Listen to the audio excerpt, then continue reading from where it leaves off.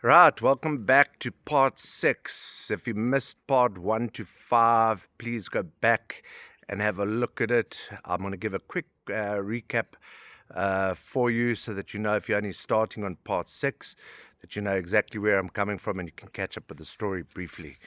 So, come from a fairly normal upbringing, which I'll call normal. Mum and dad got divorced, had two amazing brothers. Mom was pretty much the mother and the father, or with all respect to dad. Grew up fairly poor, so had lots of personal issues and struggles, which I'm sure is fairly common. So we all had our own choices of how the decisions that we made. But I don't think my upbringing was any better or any worse than anyone else's. And again, all the things that I did were of my own free will thereafter. And I'm not going to lay any blame on anyone else other than myself. Excuse me if I look around. I'm in Mabalingwe at home and just making sure no elephants or animals or predators come up behind me while I sit in the bush talking. Made a lot of money very early, got married, had the white picket fence, had two beautiful daughters with her. And then Bruce, with my own personal issues, had an affair, cheated, realized that I had a lot of addictions from early childhood. Started off with sport. Sport was my life. Then went on to business. Wanted to prove to everyone that I was capable and good at whatever I did. Then, pretty much got divorced. Only then did I figure out, I actually was a drug addict. And looking back on my history, I'd been into porn, sex, running, gambling, you name it. I had all the addictions, but the only addiction that really actually showed me that I was an addict was drugs, because it can rip you apart, take away everything that you have, take you from right where you know right to wrong, and managed to lose everything.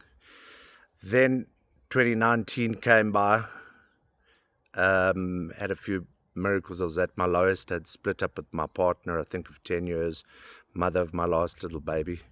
Also, not a bad person, really a good person.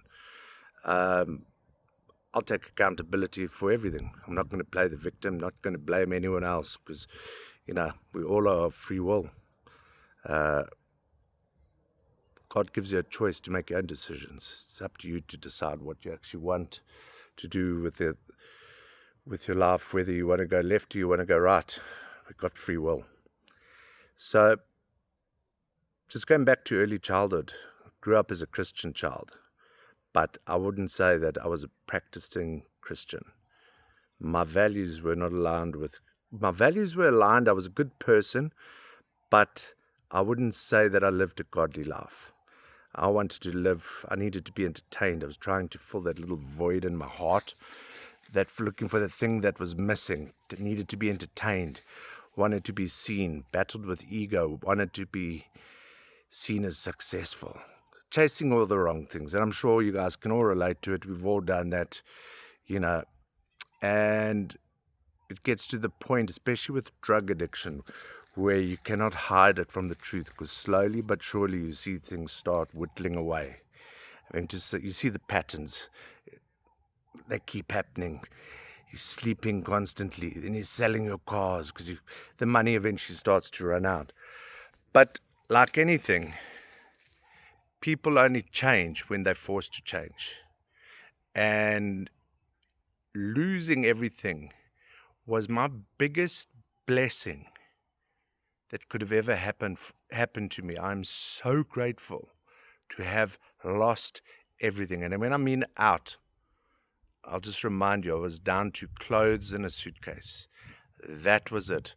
From having had 3-4 cars at a time, 2-3 houses, racehorses, living the high life, eating out, to be stripped of it was my blessing.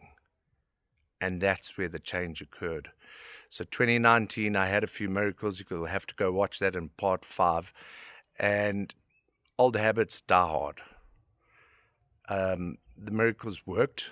It opened my eyes to know that there was a higher power out there, which obviously was Jesus, and that he died for our sins. But it was not enough still to break this old man, 52, but I was always a slow learner. And I went back to my bad habits. So it was good. I think I was clean for about 9-10 months.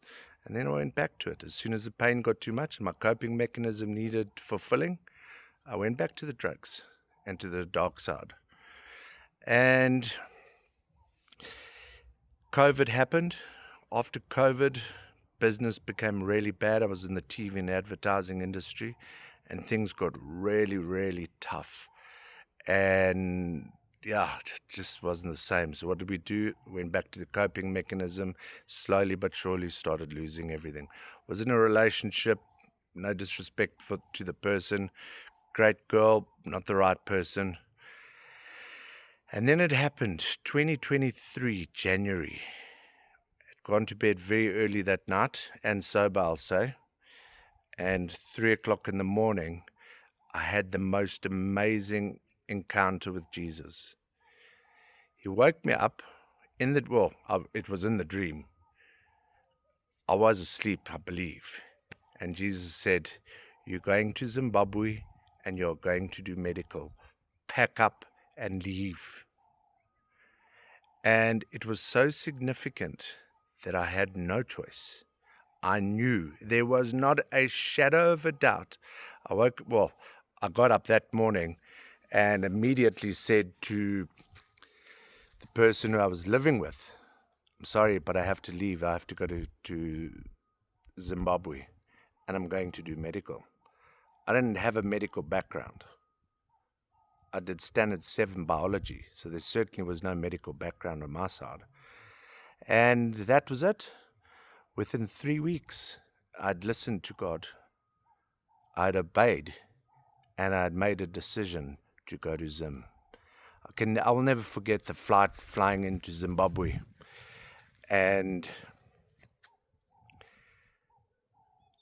praying on the plane. And by this time, I was not really, as I say, a practicing Christian per se. I knew that God had led me there, but I was going into the unknown. I had no idea where am I going, what am I going to do. I had no plan. But God had said that within the dream, going to Zimbabwe and you're going to do medical.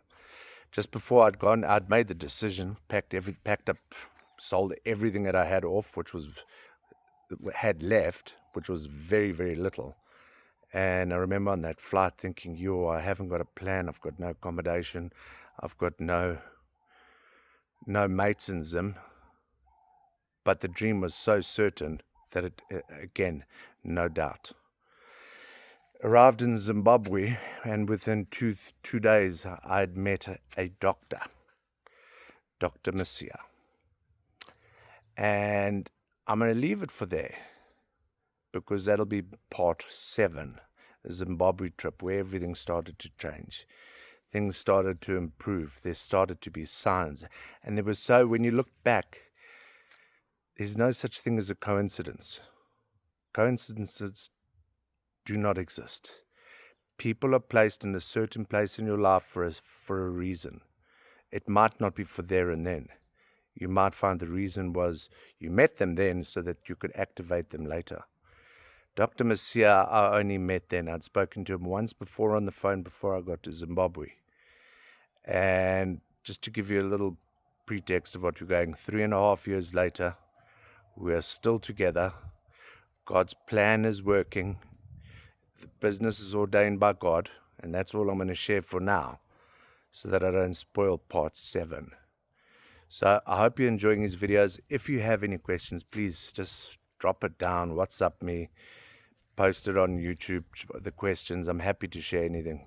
My life is an open book. If I can help one person through the trials and tribulations that I've been through, my purpose is served. So with that being said, hopefully tomorrow I'll get to part 7. And have a wonderful weekend. enjoy the weekend, rest, relax, and do me a favor, read the Bible. Best book out there.